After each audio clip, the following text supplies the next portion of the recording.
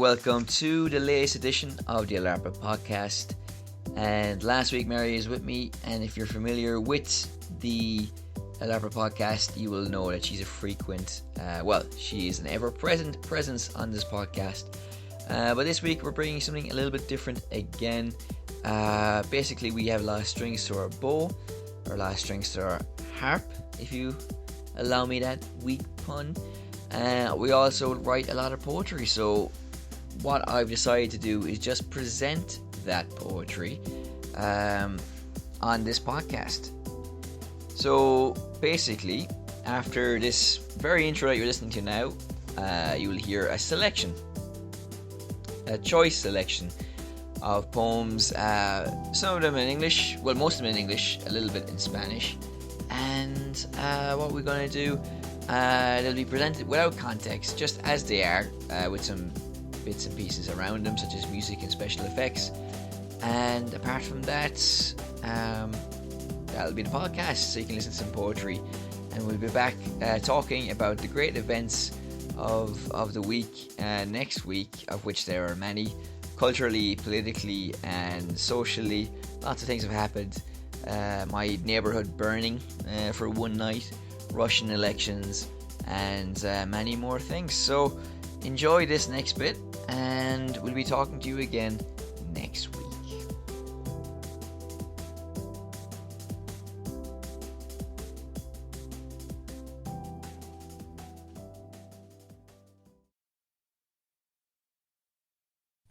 And we're rolling.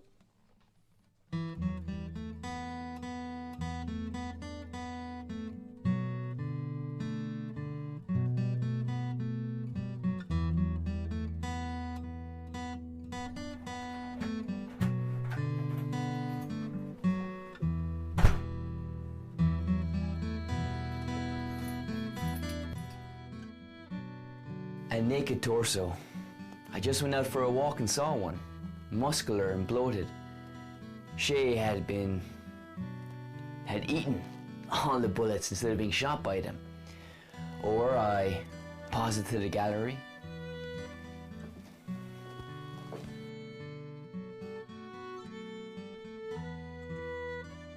And cigarette smoke absorbed from cleansing nuns, keen photographers, coughing on instant sulfur. Those big-time Carlos's, those self-satisfied soldiers, winning this round. Smoking the stale air from a train.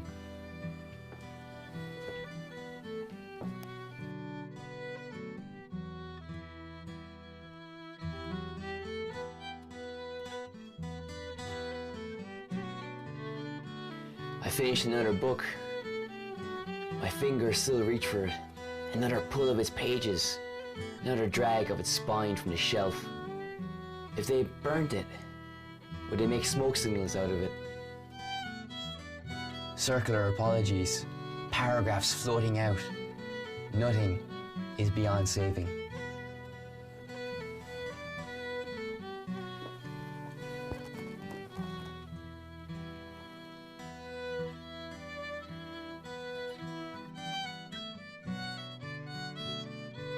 Anyway, the most important relationship is the one we have with ourselves. And anyhow, I can rely on myself to picture it. The bacalera now stands empty and dark. Roof filtering light. Cobwebs, phlegm, nature's cough. A walk around the neighbourhood.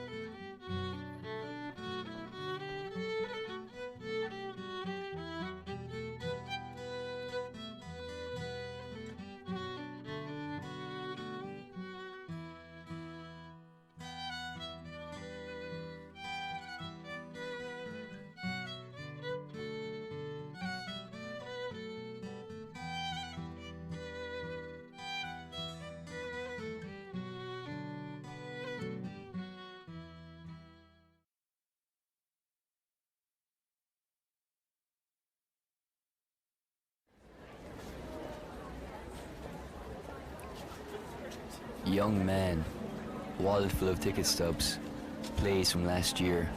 That production of The Crucible that didn't quite get it, he felt. Faded into browns, yellows and corners, meant to stash for keeps. A review on the net from a Dutch girl of his very first play. Bit of a strut he carries. Ah, good man yourself. A horse and cart of a young fella. You're the play guy, they say.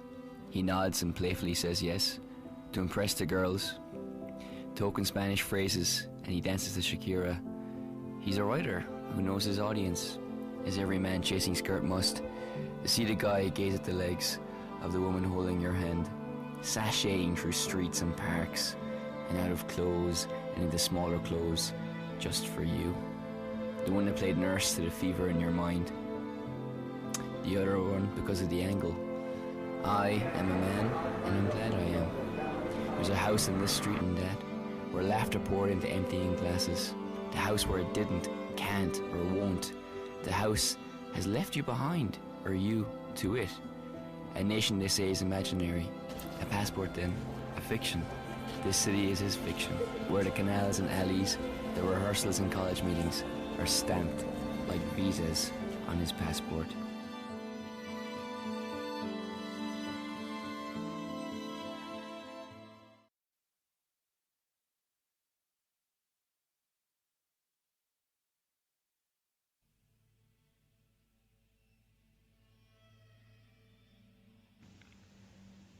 Inkwell men spill across the square cafe, unspeaking sentences of men, sitting still, unmoved by a non-interventionist writer. Sometimes a silver tray penetrates, gripped between fingers, adding to the story. Teapots overflowering with leaves drip moisture in cup and on table. I forget where I am, but the slumped pylons of men with chairs extended, face forward. The top of the yogurt spirals. The granules and sugar cubes secede from the union, and a waiter is made starry-eyed from sleep. In Cella, the smell of bread lingers. Great blocks sieve the rain and the wind, trumpeting the elements into wide arcs. I want to order another tea. Words cartwheel over chapped gates. Some pylons have left, but are replaced by more.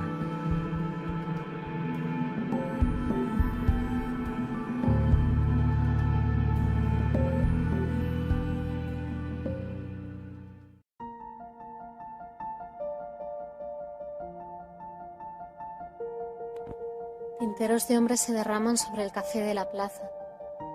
Frases silentes de hombres, inmóviles, inmutables ante un escritor no entrometido. A ratos, una bandeja de plata entra, asida entre los dedos, aportando a la historia.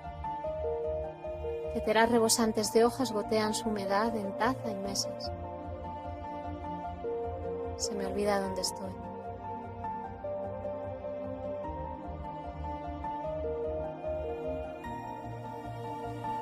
Pero los desplomados postes de hombres, con sus sillas extendidas, miran al frente, el extremo de espirales de yogur.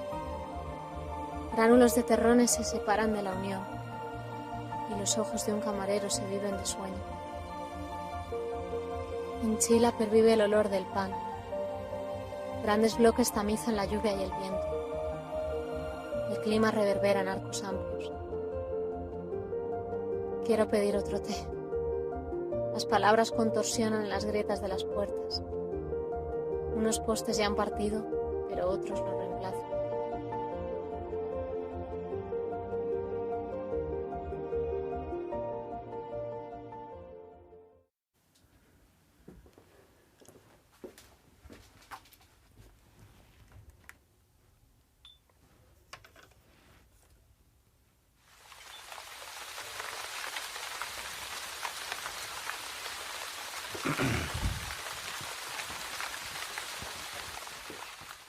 Hello, this is Indy from Alarpa.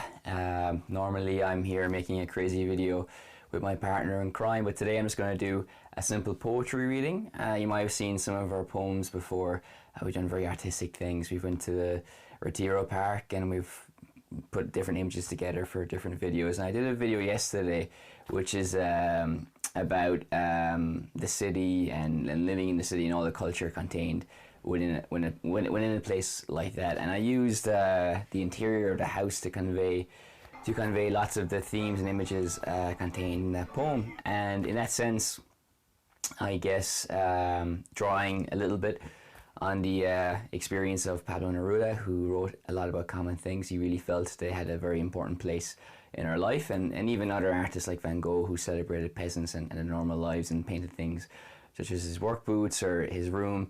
And I feel, and of course a lot of people would share that opinion as well, that these common objects, these everyday objects, these everyday interiors and structures that define our world in many ways have a power beyond what you might see on the surface level. So that was the poetry video I made yesterday. Today I just want to do a simple one, a poetry reading, because we haven't really done it for a long time, and it's just nice to do something a little bit different. And it's not my poem, it's a poem by Charles Bukowski, who is a poet I really like. This is a book called The Continual Condition. And I think this book proves several things, one of which is never lend or borrow a book, because if you lend it, you'll never get it back. And in this case, I've borrowed it from a friend of mine, another poet called Yanito, whose video I've made recently as well. I'll put a link in the description. And I've had this for 2 years now, I think, and I haven't given it back. But then again, the poetry is so good, I think it's hard to let go of Mr. Bukowski. I'm going to read a poem called A Good Place. And after I read it, I think you'll see why I chose it, because I think it just continues on the trends I've just mentioned with Neruda and other artists, and also builds a little bit on my poem yesterday, which is called Song of the City. And again, I'll link into the description. And without further ado, I will just read this wonderful poem by Bukowski. Okay, so A Good Place. On any given day, whether you are feeling good or standard or bad, you can sit in this place among the docks and pick yourself out a spider, crab, or I fucked that up. So on any given day, whether you are feeling good or standard or bad, you can sit in this place among the docks and pick yourself out a spider crab for £120, fresh and live. They will cook it for you, and you can take a wooden hammer and piece of newspaper to a slivered wooden table and watch the commercial fish boats dock there, while you crack your spider crab and eat it in the sun, and suck at your beer while the people around you are easy and normal and tired. Yeah, hammer that spider crab while the sun shines through the beer. So there. Your reading of it might be different. You might put the intonation in different parts, but then again, it's all part of our relationship with a specific poem. Sorry for the mistake I made in the first reading of it. And also as well, I thought it was appropriate because most videos go and live on YouTube. And if you're having a good day, a bad day, or just a standard day, that's a place you can go to as well, either as a creator or just to consume content. And I know a lot of YouTubers are very popular as well. So, thank you for watching this video. You can find us on elarpa.com, which is our new website, and so new I've forgotten the name. It's elarpamedia.com, and elarpa1 is our Twitter. We're also on Instagram, but let us build up the content first before we start plugging our handle on that. So thank you very much, and I'll see you soon.